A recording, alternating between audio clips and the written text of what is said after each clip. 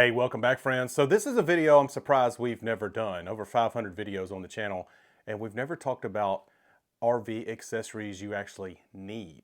So my granddad taught me a long time ago, there's a big difference between NEED and WANT. And a lot of times on the channel, we'll show you some of the latest, greatest accessories that have come out. You don't always need them. I show them to you because I think they're convenient or maybe really high quality, but they're not always needs. So today we're going to talk about needs. If you're a brand new RV owner or you're thinking about getting into RV, these are the things that you're actually going to have to buy. At the end of the video, I'm also going to share some things that I highly recommend. All of this to say, please, you experienced guys, get down in the comments, tell them what I've missed, what do you suggest, what do you think you need, what do you highly recommend. Hope you stick around. Today's video is brought to you by eTrailer.com. eTrailer.com is your one-stop trusted source for anything trailer and hitch related.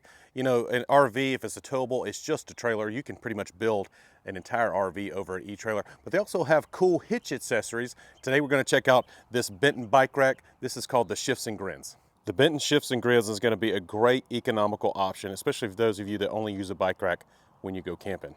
I love with this tilt-away option, you've got clearance for your back hatch to open. That's a big deal. Now I can get in here and get what I need. While price is probably my favorite thing about this unit, my second favorite thing is it's super easy to convert it into a 4-bike rack. Tighten this down. We got a pin here for extra safety. Now the whole family can come along. I just want to give a big thank you to eTrailer.com for sponsoring today's video. eTrailer.com, eTrailer.com, eTrailer.com. Thank you so much. Let's get back into it. Okay, so I've got my little cheat sheet right here, and I've got a lot of items actually on the need list and on the highly recommended list. So we're going to try to move through them as quickly as possible. I'll give you a quick suggestion on some of them, but yeah, we're going to move pretty quickly. Now, here's the rule for this. We're going to make the assumption that you're going to use the RV as it's built. So a good example of that is I have shower supplies on here as a need. We're going to assume that you're going to use the shower because the RV has a shower. Does that make sense? I hope it does. All right. So let's just jump right into it. We're going to move really, really quickly. I think I got 14 needs and almost as many highly recommended. So real quick. The first thing you're going to need for your RV is chocks. So this is a safety thing. You're going to need to place chocks at both of your axles. There's varying opinions on how many chocks you should use, but you're going to need at least 2, one for each side of the RV. All right. Also, you're going to need a level. A lot of people may disagree with that, but for the RV, a lot of the accessories in the RV, a lot of the things in the RV, if you've got an old gas electric fridge, a lot of the slide mechanisms, all of that requires your rig to be level. Now, you don't have to spend a lot of money on a level. You don't need one of those electronic levels and all of that. Just go buy a cheap one from Home Depot or something, but you will need a level. Again, the rig is built to run while it's level, all right? Same thing for the drains and all the gutters and all that stuff, all right? So you'll need a level. Sewer hookups, if you're going to use the potty, you got to get the stuff out. You don't necessarily have to be using a full hookup site, okay, but you will need to dump after you're done camping. So you'll need sewer hookups. Those will include elbows. The basic needs is probably a hose. You don't need necessarily all the clear stuff. Those are recommended. I would recommend them. I didn't put them in a recommended this time, but you will need basically a hose and a way for that hose to attach to the dump. That's going to be your basic need there. Okay, so 2 accessories, the hose and a attachment for the dump. Okay, you're going to need a water hose, a drinking water hose. Now, we love the Blue Tech stuff. We've also loved some of the Camco stuff, but you can use the white hose. Just make sure it's drinking water safe. You'll be good to go. Also, most RVs now have a black tank flush. You're going to need a separate hose for the black tank flush. Now, before you say, well, we don't need to flush our tanks. Well, it came with a black tank flush. So again, that's kind of the rule we're using here. So black tank flush hose separately from your water hose. Obviously, you don't want to be drinking with the same hose you're flushing your tanks. Bed linens. So you have a bed in your RV. You're going to want to put linens on that. Some people may be hardcore and say they'll bring a sleeping bag. Well, bed linen is probably cheaper than a sleeping bag. And they're more comfortable. So bed linens. Cooking utensils, your RV is probably going to come with a stove, a microwave oven. A lot of them have griddles now on the exteriors. So cooking utensils are a need. Pots and pans kind of goes along with what I'm saying there. Eating utensils, if you're going to cook, you're going to eat. Eating utensils, you can do plastic, it doesn't really matter, but you're going to need some eating utensils. Bowls, plates, you can do paper, you can do reusable plastic, whatever you want to do. Again, these are needs. These aren't anything, you don't need anything fancy. Toilet paper, self-explanatory. Now, we can go into what kinds of toilet paper. We've done videos about that, several videos about that, and you guys have probably seen them. If you haven't, go back in the channel and check. You don't necessarily need RV toilet paper anymore, but yeah, we've done that work for you. That's a subject we have covered already. Shower supplies. So some of you may say you're going to go to the bathhouse. You're not going to use a shower. Well, your RV came with a shower, so you need shower supplies. You need soap. You need, maybe you want to lather up with your hand. I don't know how hardcore you want to get, but shower supplies, I think you understand what I mean by that. Propane. Now, most of your RVs will come with propane tanks already. Now, they don't always ship from the factory with propane, but your dealer generally supplies that. If they don't, you're going to need it because a lot of your accessories on your rig work with propane. Your furnace, for example. A lot of you have tankless water heaters now. That needs a lot of propane. Your stove is going to need propane. If you have a gas electric fridge, I know those are kind of going the way of the dinosaur, but a lot of you still prefer those. I like them. Those need propane, so you need propane. And then also on top of that, a battery. So you will need a battery. A lot of your systems work through the 12-volt system in your rig.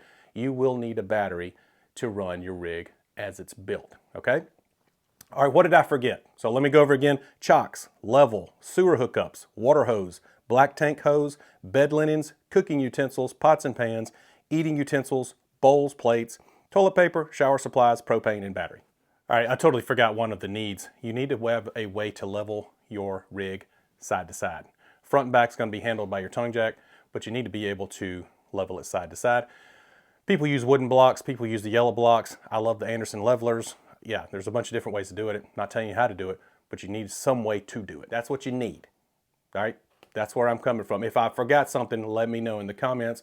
There's a lot of you who have been camping a lot longer than I have and a lot smarter than I am. Hop down in the comments. Tell me what I forgot. Let's move on to highly recommended. All right, there's going to be a little bit more opinion here on this, but these are things that I would sincerely consider as you're shopping for an RV, maybe add it into your budget, because these are things that I will always have on my RV, okay? You don't necessarily need them.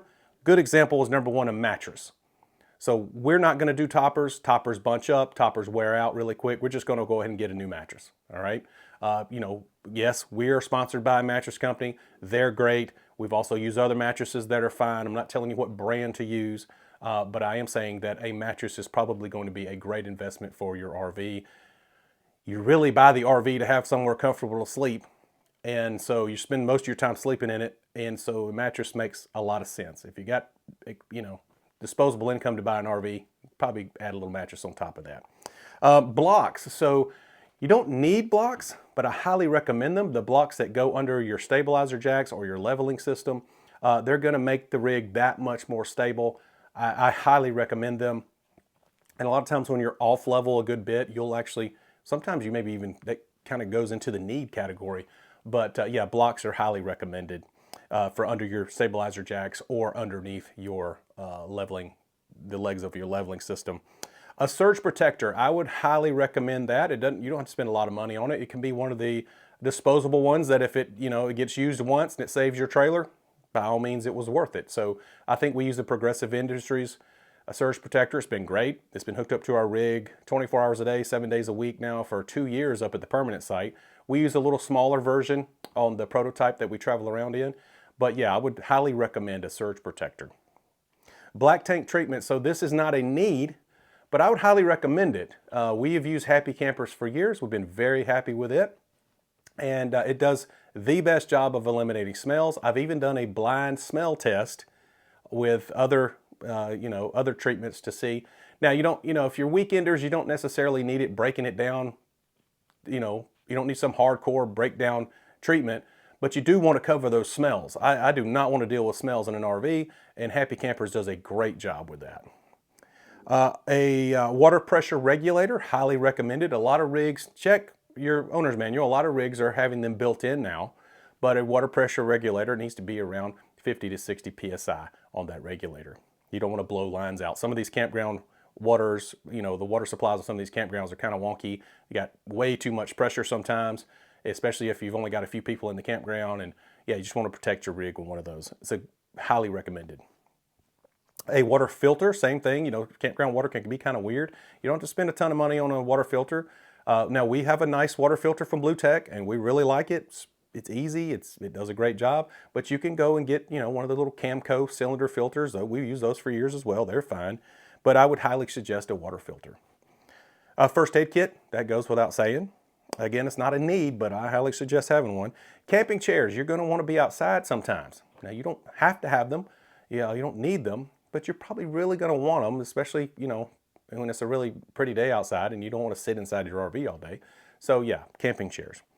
Welcome mats. This is bigger than you might think. So I know that sounds kind of weird that you highly recommend welcome mats, but it's going to get really old when you start trouncing in all of this sand or dirt or gravel or whatever into your RV.